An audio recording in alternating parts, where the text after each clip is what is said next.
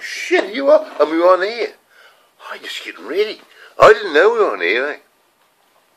I just having a shave. And listen, I've just got a bit of orange juice. Beautiful stuff. It's called Simply Squeezed. You buy it here in New Zealand. Pick it up at New World. You know where the New World shop is? Simply Squeezed orange. Bloody good. Listen, I'm going to go for a walk first. It's only, I'll show you what the time is later. Just a minute. There's the time. 4:20 in New Zealand. 4:20. And today, I don't know if it's the same day over there, but today is Tuesday here at 4:20. Okay? Good morning, folks. Ron Bishop here again. How's your night been? Enjoying life? Are you happy? It's a great life, isn't it? Wouldn't be dead for quits. Listen, I've got a tie on again today. I always put my tie on when I've got something serious to talk about. And the thing I've got serious to talk about, of course, is the employment law. Because I'm running a campaign to change the employment law. And at the moment, I can't even get a politician to write me a letter. There's not one politician in New Zealand will ever write me a letter. Some of the offsiders will write and say, we're looking into it. We are looking into it. When are they bloody going to look into it? You know what I'm saying? Now listen, before I go, I want to read you the New Zealand Bill of Rights. In section 13 it states, freedom of thought, conscience and religion. Everyone has the right to freedom of thought, conscience, religion and belief, including the right to adopt and hold opinions without interference. Right? Number 14, freedom of expression. Everyone has the right to freedom of expression, including the freedom to seek, receive and impart information and opinions of any kind in any form. Right. So I'm going to be exercising the Bill of Rights when I speak about employment law, because I'm going to be mentioning people's names, and I'm going to be telling you things that they did. Now, if I tell you something they didn't do, then I could be liable for defamation. But I'm not going to do that. I'm just going to simply tell you what they did, and you can decide whether that was right or not. And if they think that's wrong, I want them to contact me. They can contact me by phone or email, or just put a comment on this blog. So let's go. I want to talk to you now about the word dishonesty. You see, we dismissed our former employee, Christine, because she was dishonest. We found that she did some dishonest things. And in fact, the statistics in New Zealand, Colmar Brunton did a recent poll, and the stats on holiday in New Zealand, 6 out of 10 people in New Zealand will steal from a shop or a workplace. Hi folks, Ron Bishop here again from Timaru, New Zealand. Yes, I'm back on the old hobby horse, the employment law in New Zealand. The employment law in New Zealand needs a relook. It needs to be upgraded. It hasn't been done for a long time. Now today I'm going to be talking about freedom of thought, conscience and religion. You'll find that in the Bill of Rights, the New Zealand Bill of Rights under section 13. Everyone has the right to freedom of thought, conscience, religion and belief, including the right to adopt and to hold opinions without interference. And in section 14 of the Act, freedom of expression states, everyone has the right to freedom of expression, including the freedom to seek, receive and impart information and opinions of any kind in any form. Now, I have chosen to mention people's names. I'm telling the truth. I'm doing a video. All my videos are the true stories in the life of Ronnie B. So I'm telling the truth about my life and what happened. And if I tell you something about a person, I have the right to do that under the Bill of Rights. But what I won't be doing is telling lies. I don't believe in telling lies because that's defaming people's character, and I don't do that. Okay, now the word I want to discuss today is a word called dishonesty. Because we dismissed our former employee, Christine Bennett, because she was dishonest. We found that she had done some dishonest things. And it's interesting to note that in recent weeks, Colmar Brunton has done a poll, and 60% admitted to stealing from work or shop. That's right, 60%. So every six people that you meet today, out of 10 people will have either stolen from a shop or work. Now, 22% of those cheated at work. In other words, they did something at work, they stole something, or they did something dishonest at work. In fact, the New Zealand Management magazine reported there was a 79 million increase in the second half of last year. 79 million increase in white-collar crime. And we're talking about white-collar crime. Now, I lost my case. My wife and I lost our case when Christine Bennett made a claim against us for wrongful dismissal. And a member of the Employment Relations Authority stated that Miss Bennett was not dishonest. And so did the judge. Judge Tony Couch from Christchurch also said Christine was not dishonest. So I want to touch on these things where we believe she was dishonest. And there's lots of them, okay? Now the worst thing that she did was she actually took out an insurance agency in her own personal name and then sold insurance policies in our office, behind our back. Well, she wasn't so much behind our back, she was selling them openly, but she was keeping all the commissions herself. Now, and I was paying her a wage. I was paying her, I don't know, $18 an hour, whatever it was at the time, but I was paying her a wage while she was selling insurance. Now, we discovered that when she got her commission, she put them in our bank account and laundered them in our bank account. Mixed them all up, into small parcels and juggled them here, there and everywhere, and took the money out and into her own pocket. So when we discovered that had happened, I went to the police.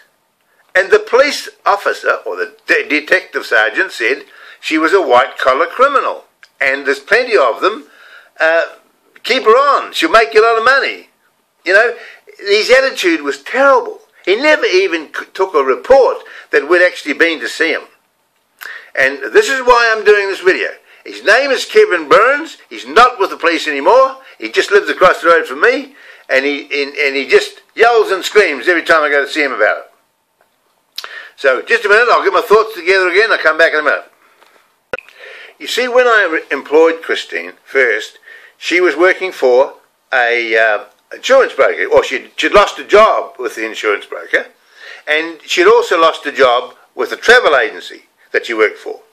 But the travel agency, which was Harvey World Travel, gave her the sack because she was aggressive and she actually hit one of the employees, and so they sacked her.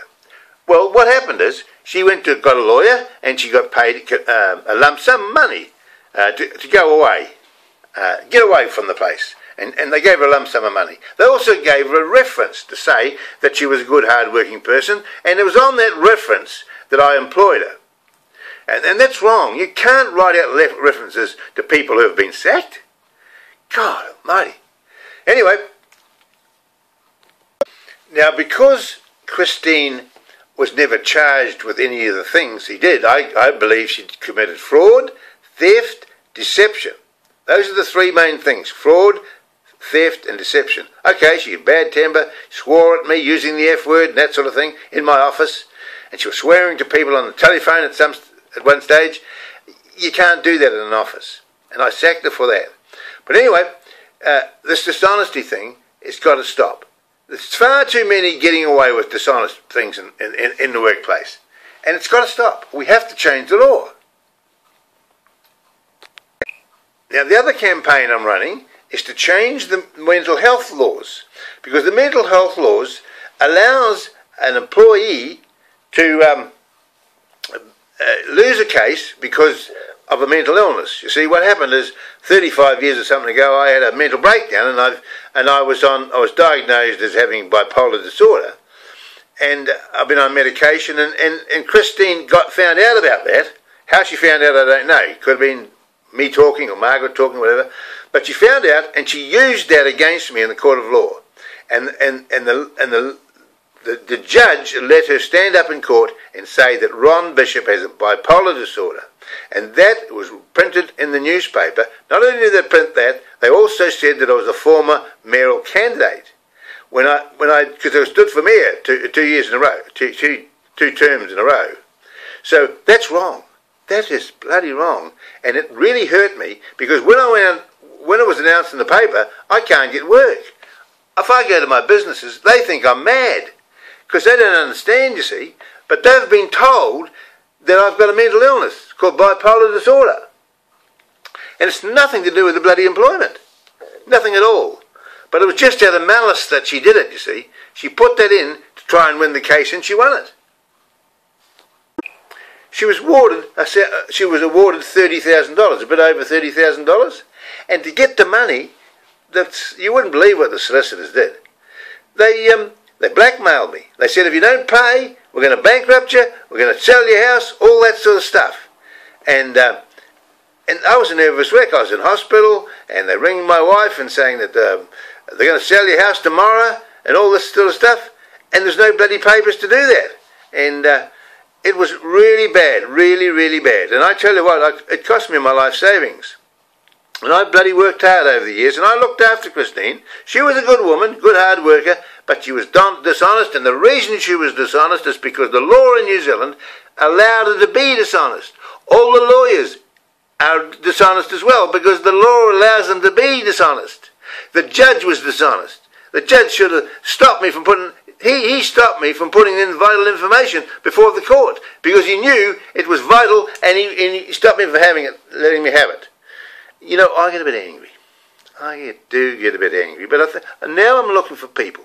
I want some people to give me a hand with this campaign. I want some small business owners. I want some people to stick up for me. I'm putting my neck on the line here.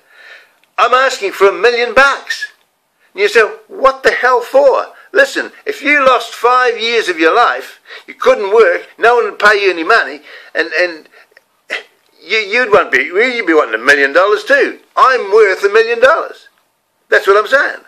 Now, it's not the money. I don't bloody care about the money. I don't even buy lottery tickets. I don't want $1 million. I will give most of it away if I win, but I'm asking everybody that I wrote letters to. They haven't replied, and there's lots of them. They know who they are. I've called them out on this blog before, and I'll call them out again just before I leave. I'll give them to you right now. Okay, just a minute. Scott Bennett, that's Christine's son. He booked up stamps and envelopes in our name, without my permission. The warehouse stationery in New Zealand let him do it. The National Bank, they let Christine withdraw money out of my bank account without my written authority.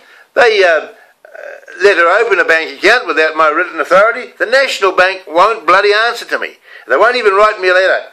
They write me a letter and say, oh, it's all over. You lost, mate. Well, I haven't bloody lost yet. I'm still going. Fidelity Life Insurance Company, they should never have let her have a life insurance agency when they knew she was working for me full time. You know what I'm saying? Inland Revenue Department, bloody ignored my letters. She robbed the Inland Revenue Department. And you know who owns the Inland Revenue Department? You and I. We own the Inland Revenue Department, and yet she put the money in our commissions in our bank account so she wouldn't have to pay tax on it. And the employment of the Inland Revenue Department has ignored my mail. The police, we know all about them. Labor Department, yeah. That's a joke. You know, they have these things called mediation meetings. And if they don't like it, they just get up and walk out. No minutes are taken. Yeah, God, it's terrible. And this is another thing too. You see, they allow you 28 days. If you lose in the Employment Relations Authority hearing, you're allowed 28 days to lay a challenge and defend it. But they're always dated around about Christmas time, so there's no lawyers open. And that's what happened to me. I couldn't get a lawyer because it was right on Christmas. Yeah. It's so much. RSM law. Filing documents not signed, not dated, all that sort of stuff. Bradley and West, fellow, what is his name, Russell List, down there, went to see him. He said I had to pay up or go bankrupt. And then he was Christine Bennett was his client. But didn't tell me. She had 6 law firms working for her in Timaru. 6 bloody law firms. Yeah, I'm getting a bit mad, but never mind, I'm still happy. These are the members of Parliament that have totally ignored me. John Key, he's supposed to be the Prime Minister. He's got a deputy called Honourable Bill English. There's Chris Finlayson, that's supposed to be in charge of employment. Judith Collins, the Minister of Police. Anne Tully, oh no, she's the Minister of Justice. All the same thing.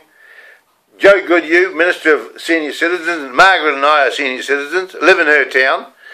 And John Banks, he's the small business minister. All these people ignore my letters. Just bloody ignore them.